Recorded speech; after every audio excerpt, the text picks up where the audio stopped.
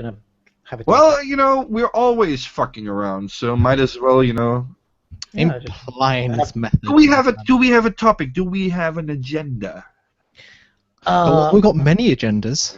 The agenda is to take over Gamergate and chill the hell out of our businesses so we can make money. I thought the agenda was on that list. But I don't have any business I can chill out with Gamergate. Maybe they need a photographer. I don't know.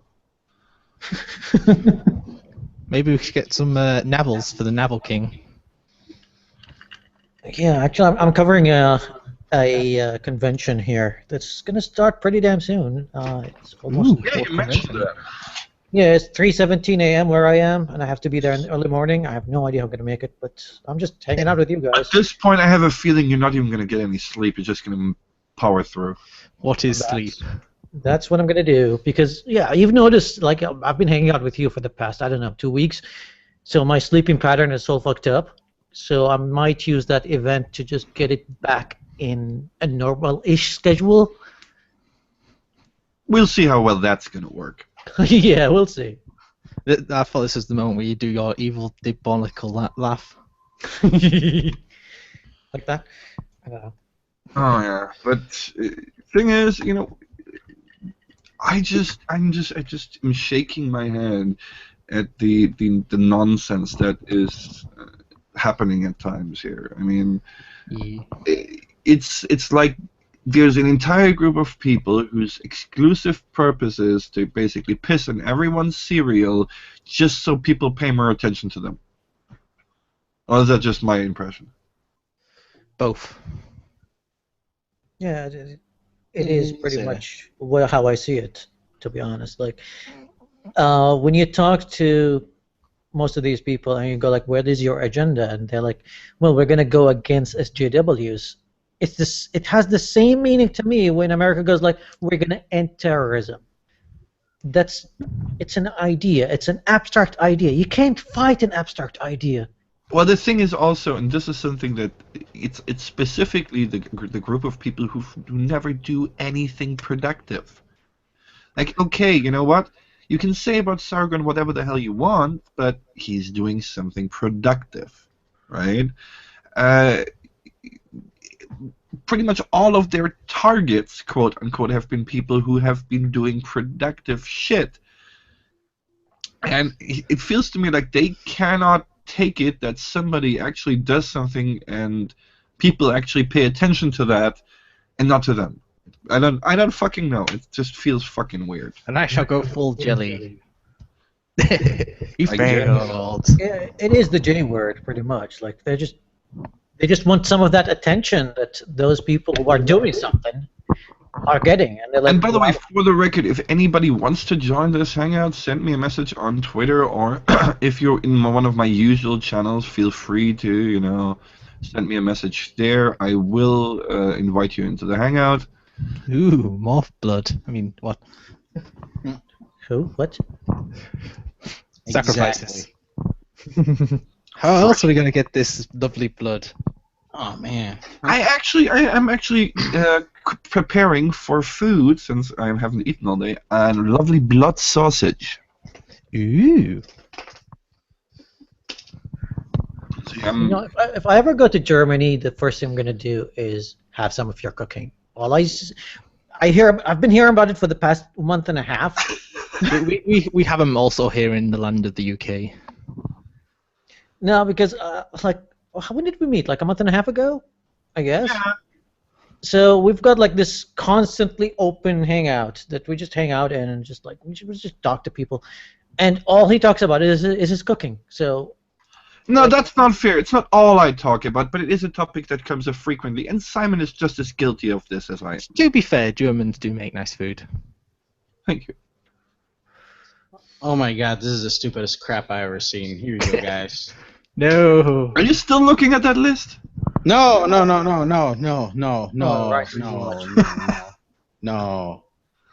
But speaking of stupid crap, have you seen that one post on why gay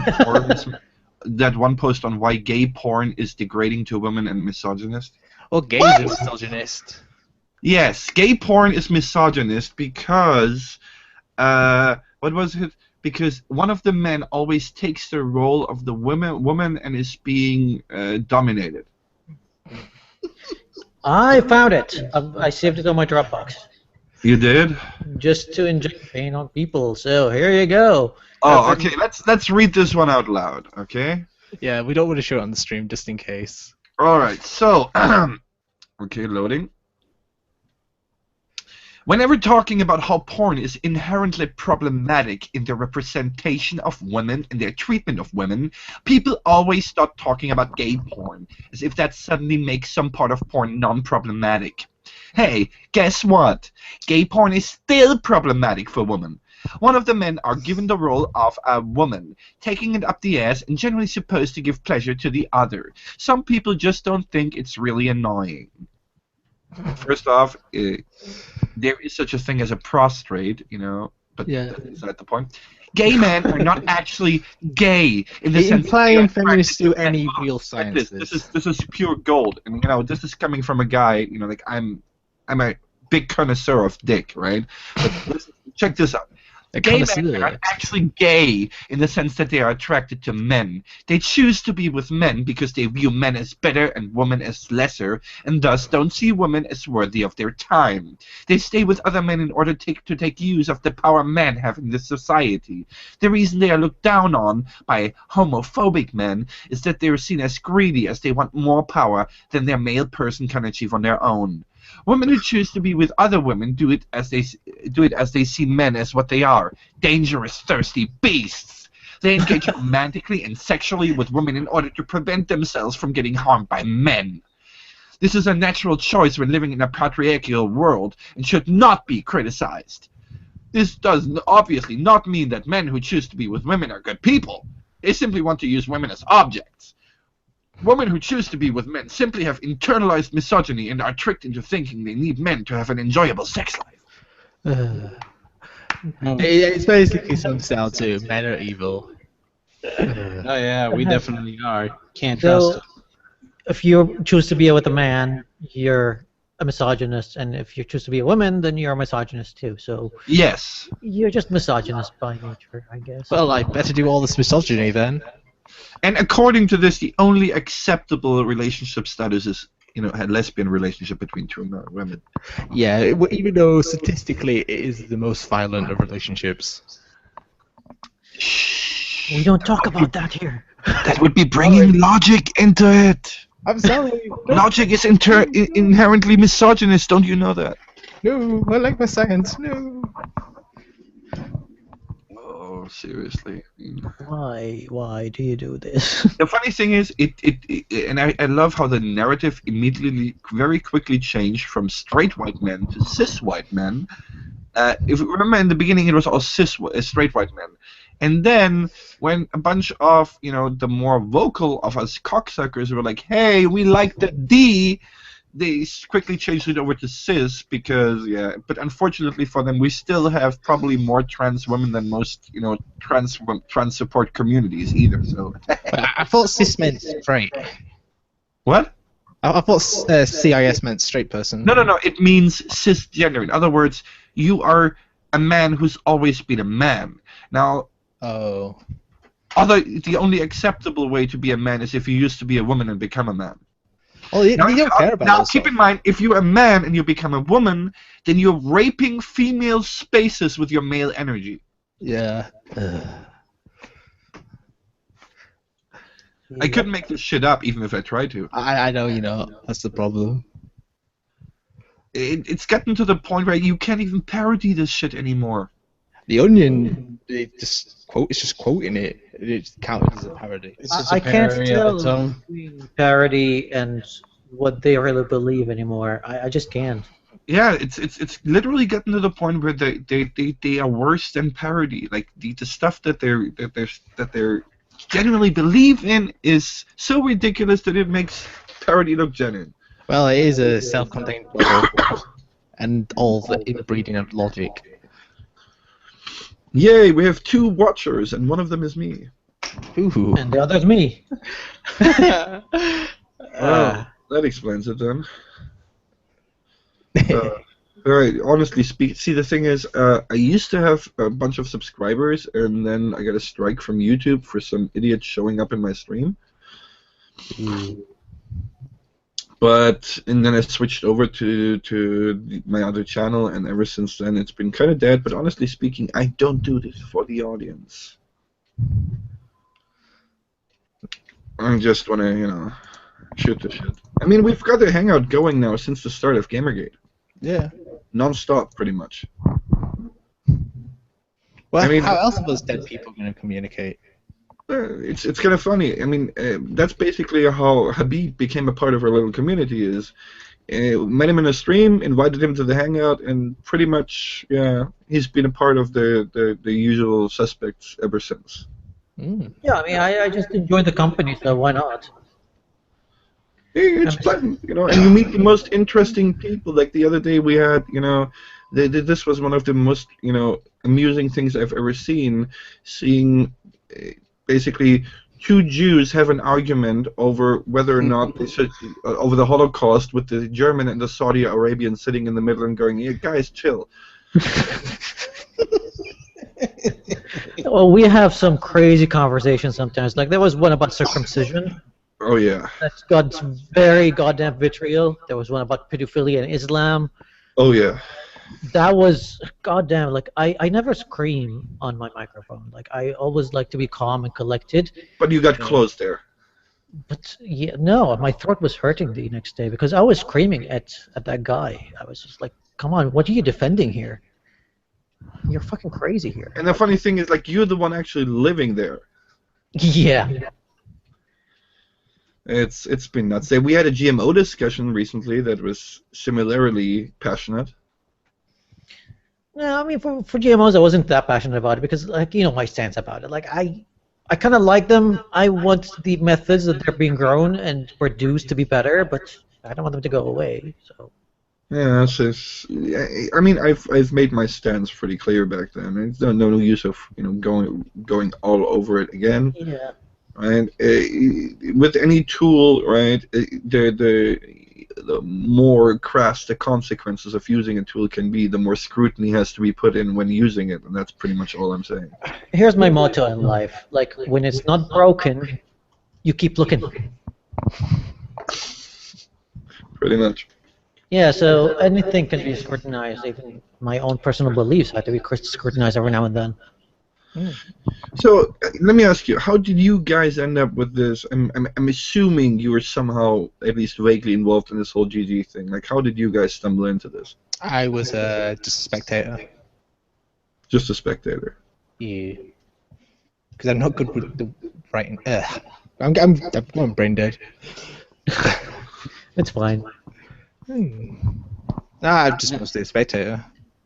Yeah, pretty much I can say the same about myself. I mean, I've just been kind of lurking around, just going through the honey badgers, just going through anybody that's GG, and then I came across Johnny when I was looking at Trendalizer, and yeah, that's pretty much I'm here.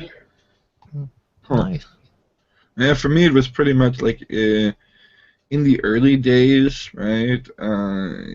Seeing as I am from that industry and I'm directly affected by this, it was kind of something that I chose to get involved with.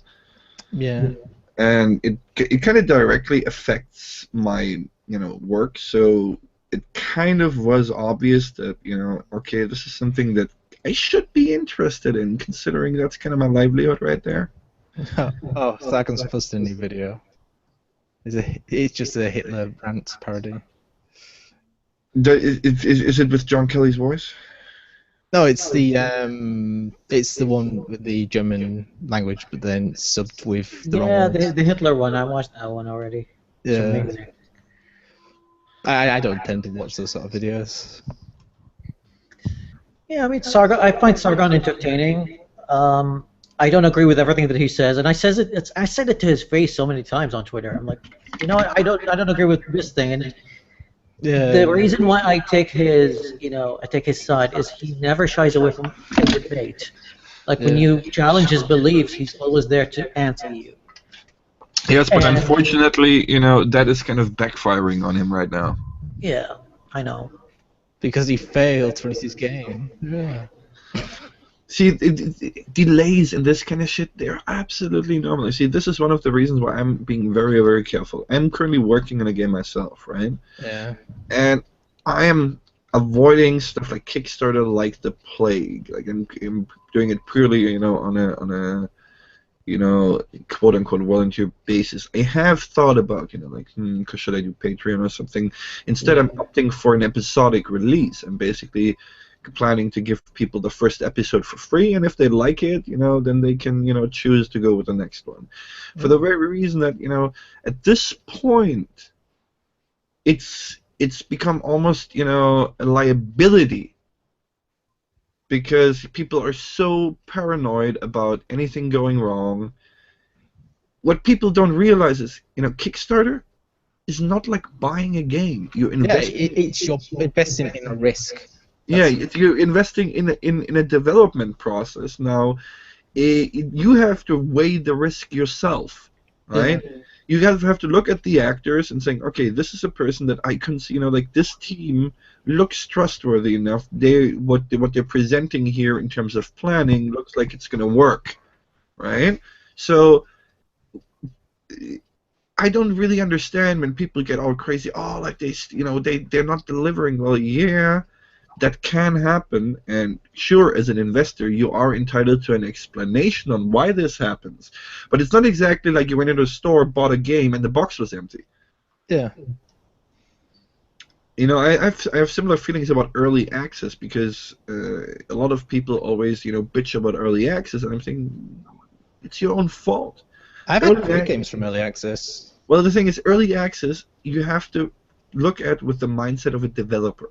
In other words, you're not buying the game as a player, you're buying basically to be part of the development process. Oh, I think of it different. I think of it, what you're buying is the product as it is. I don't even see it as that.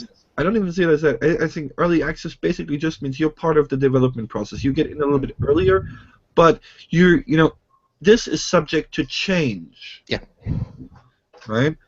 And that's what a lot of people don't really seem to get, and it's not really being made transparent either, because people are, acting like early access is the same as, the regular sales, or, we're getting in getting in a couple days early.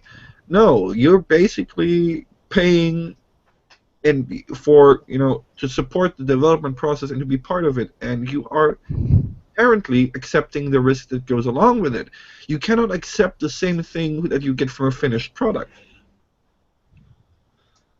It's sad. Yeah. I'm still technically burned by Minecraft. How so? Because I remember back when it was in alpha, it was like, ooh, if you buy it in alpha, exclusive cape and DLC. They never once did that. Oh. They like to have exclusive shit. I don't know anything about that. I mean, in all fairness, I do believe that as far as Minecraft is concerned, I've gotten a fair share of entertainment out of it. Yeah, I got mine through an alpha. And as such, I can't really complain too much there. What I do think is kind of amusing when we're talking about Minecraft is, have you seen Notch whining lately about how all that money is making him feel so isolated? No, I've not really heard of him since he sold. Oh yeah, apparently he bought a castle for $70 million, outbidding Beyond's. Oh, you think of that building? Like, it had an entire wall which was just sweets. And he basically, went on Twitter and were bitching about how all that money is making him feel so isolated. Well, nigga, I got a solution for you. It's called my bank account. But you're not female. You know what? I'll take your isolation, I'm more than happy to accept the isolation, dude. However, I'm not gonna, pull a Debbie Ever and, bitch at him on Twitter, begging him for cash. I just think it's a little bit pathetic. Like, the guy, basically he's sold out, and then he bitches about the money he got from being sold out because it makes him lonely. Really? Really? In a way.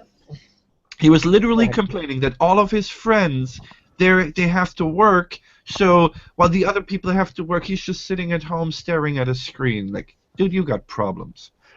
Not just a screen, a wall. I don't know what to say there. I mean, that just sounds stupid to me.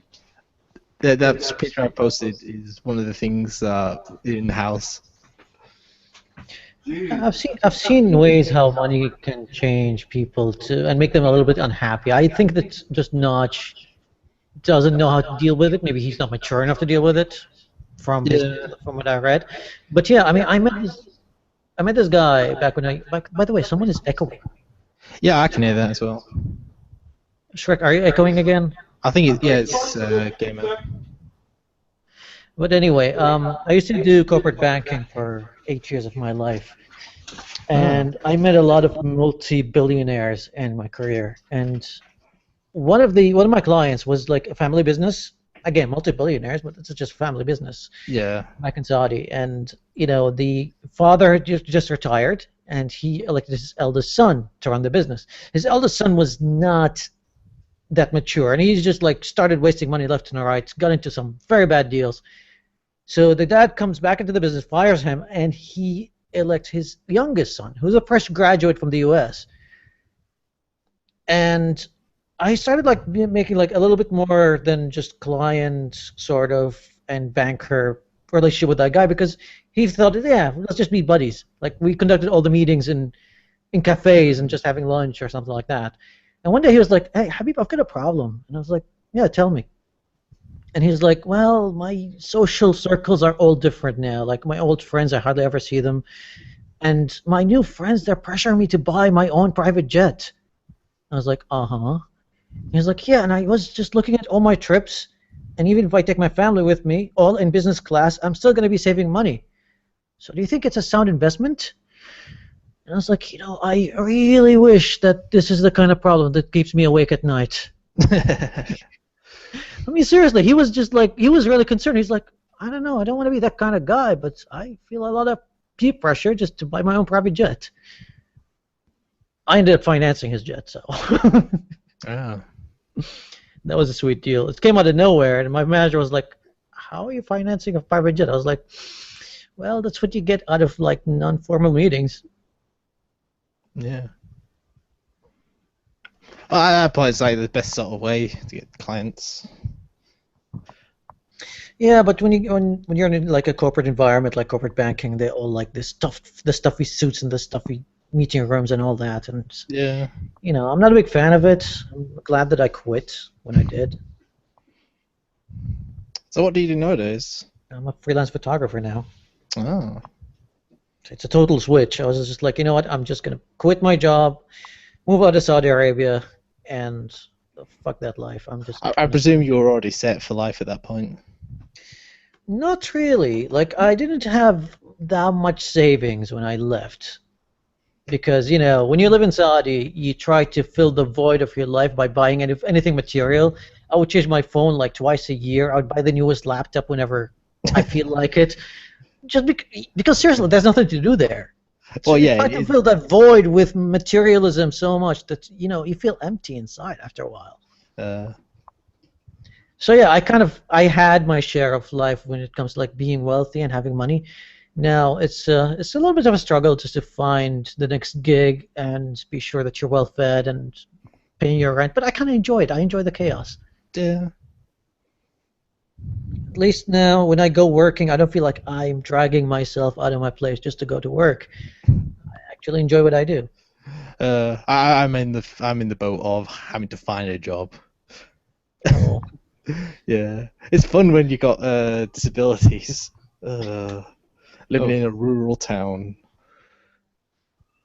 I'm sorry, but maybe this is a too personal of a question, but what kind of disability is it?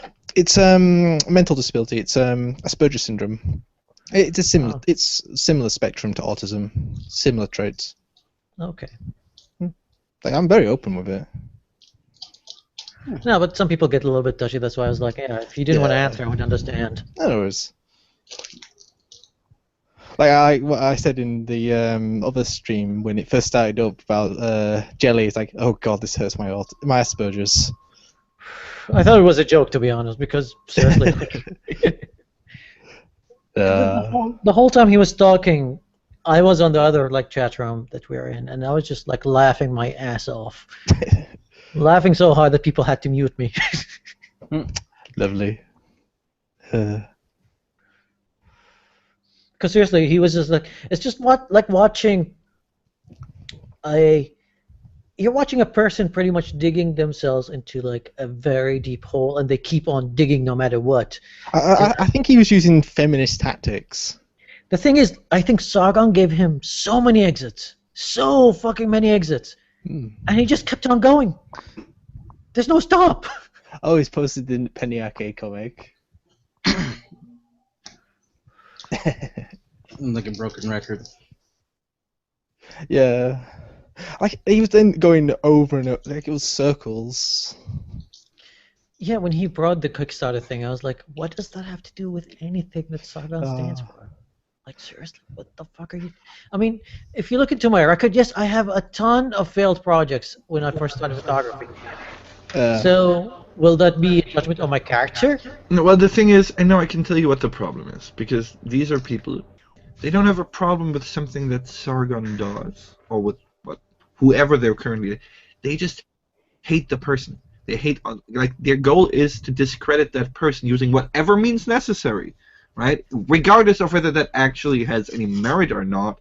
You know, because, see, you can see it in the style of argumentation. Whenever he's proven wrong, he just, okay, well, let's ignore that and moves to something else.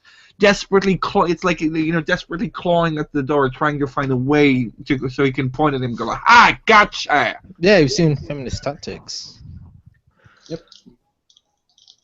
And that's, you know, in my opinion, at least, a big part of the issue there is you don't really get productive if you're always just aiming at people. What you do is if you have an issue with a practice, with something a person has done, that's one thing, and then you can discuss that.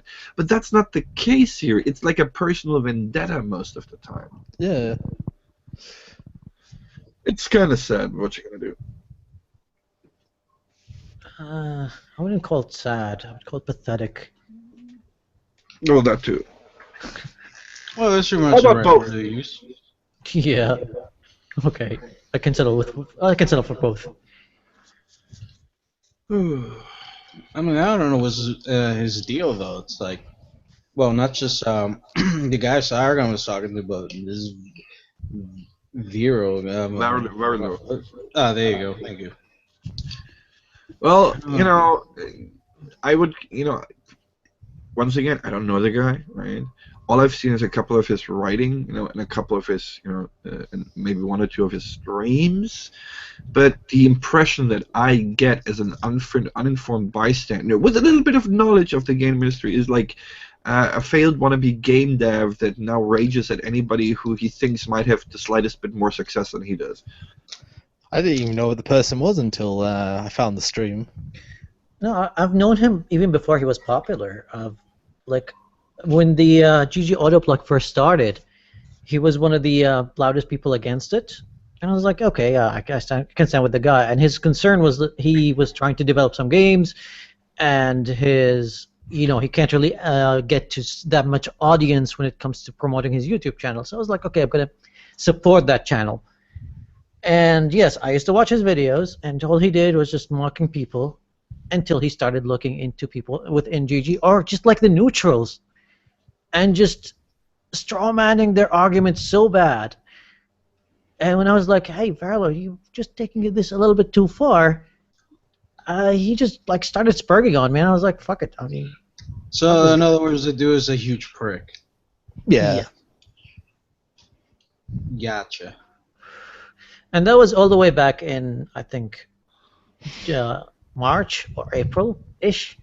And out of nowhere, he started like showing up on streams now, and I'm like, oh wow, I've ignored this guy for so long, but now he's trying this hard to make a name for himself. Like, he's still trying, really? I think he's already made a name for himself. Not a good name, but a name.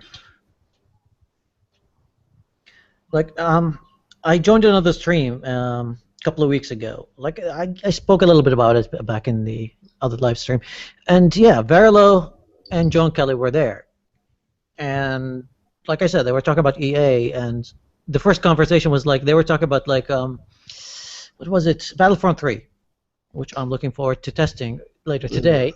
Oh yeah, But- definitely. But yeah, I mean, they were like, yeah, the game is bad, and we should boycott DICE and EA, and all they said. Let me interject here for one thing, but I will like to test the game, maybe play it for a little bit, and I'll judge it for what it is, not for what it's not. And they went crazy on me for more than half an hour, going like, "This is why you're wrong," and I'm like, wait, I'm wrong because I'm willing to give it the benefit of the doubt and play it, and maybe just decide that it's bad or good when I try it. Oh, we're technically not the target audience. Pretty much they're judging the product before it even gets time in the sun. Like the game itself is targeted. Well, the whole thing is if you're just gonna boycott shit, just because of some ideological crap, isn't that exactly the stuff we were fighting against? Yep, pretty much. See, I don't really care how people spend their money, but I don't want people to come and tell me that the way I spend mine is wrong. Yeah. I mean, my don't just first like. Battlefield game was Bad Company 1, and my last one was Bad Company 2. Yeah, the thing is, like, I played Battlefront 2 to no end. Like, I still play it every now and then. Yeah. And it's very clear that the direction and the vision for Battlefront 3 is completely different.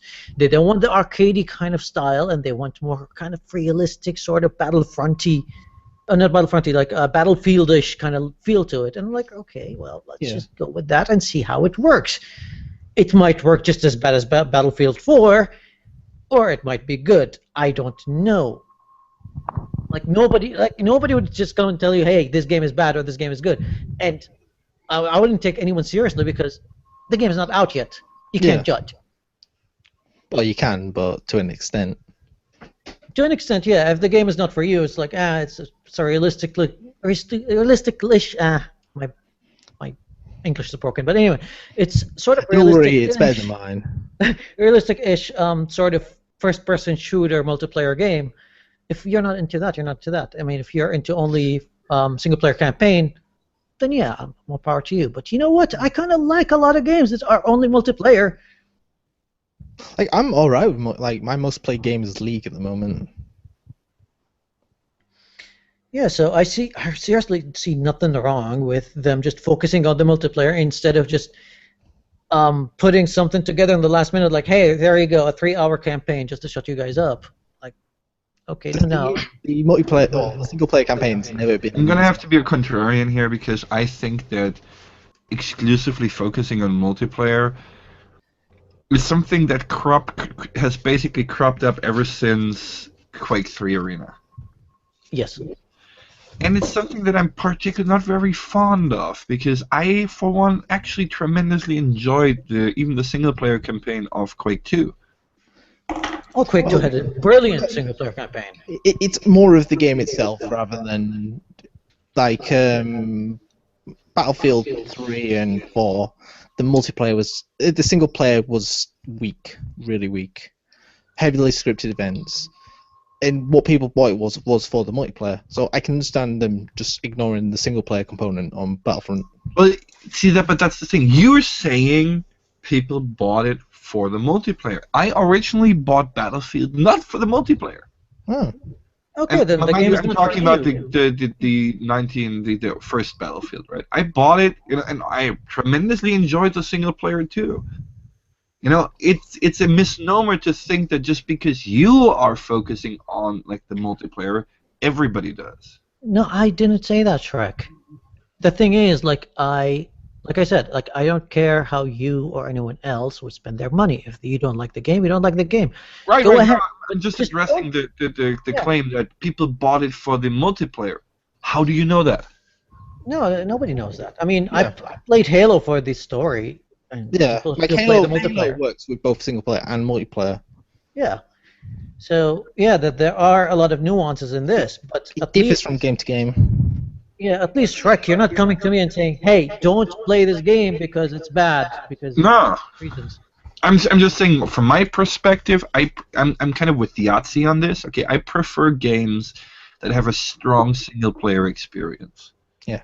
Multiplayer is great and all, but it's something that I don't want to exclusively rely on. Best example is Payday, right? Yeah. Now, Payday does not really. I mean, they have sort of a single-player thing with bots, but it's complete. Basically, you do all the work, so it's kind of completely useless. It's like Left 4 Dead, where it's a co-op game. Right now, sure, that works, and I've had a lot of fun with the game, but at the same time, it's not as enjoyable because, quite frankly, I have to wait until my friends get online because the pub shit is not working out as well as it would need to for it to be a truly always available experience for me, if you know what I'm saying. Yeah, I still play Payday 2. By the way, that medieval weapons pack was like the stupidest thing I've ever seen. It's not the stupid. Well, it's one of the most stupid content packs they've done. What is the most stupid in your opinion? I think it was the World War stuff. I don't know. I think that's still less stupid than medieval. Well, that's where it started. And then we had the ninja stuff. Hmm. I mean, a lot of this stuff just it feels to me like they're running out of shit to do. Instead of actually focusing, I don't know, like the safe house customization that we were promised ages ago. They didn't promise it. They said they might do. Okay, I'm gonna find some food. I'm hungry again. I'm getting ready to cook up some food myself, and seeing as we have no viewers except ourselves, we might as well call it. All right. Farewell, If guys. you just want to hang out, we have our usual perpetual hangout that goes on constantly. So. I will have a look at that then. Yeah. Habib, I'm gonna hop over and give you the link so you can give it to him if you want. Ooh. Sure. Alright. E. But then we're going off air. Goodbye, you fuckers that are not watching.